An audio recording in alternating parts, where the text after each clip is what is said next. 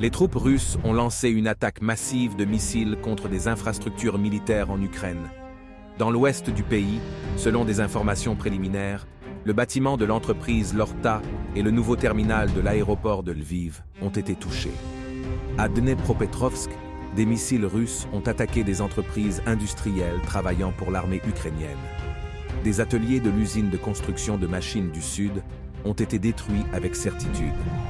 Dans la région de Bryansk, une tentative d'infiltration d'un groupe de sabotage ukrainien près du village de Kurkovitchy a été empêchée. Dans la zone du village de Zyryatino, 3 drones d'attaque ukrainiens ont été détruits. Dans la région de Belgorod, des troupes ukrainiennes ont de nouveau tiré sur Novaya Volzanka. 3 obus ont explosé à côté d'un immeuble résidentiel.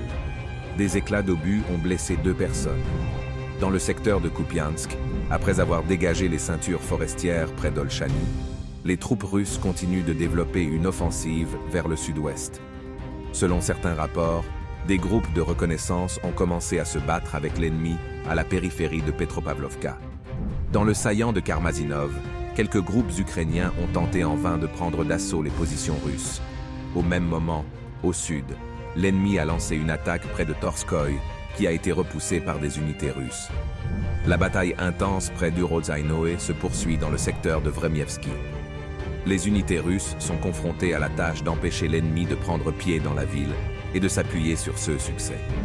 Dans le secteur de Zaporojie, les hostilités près de Rabotino se sont à nouveau intensifiées.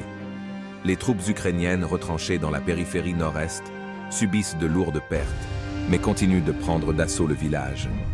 Dans le secteur de Kherson, les troupes russes ont complètement liquidé la tête de pont ukrainienne à l'ouest de Kazatchi-Laguéry.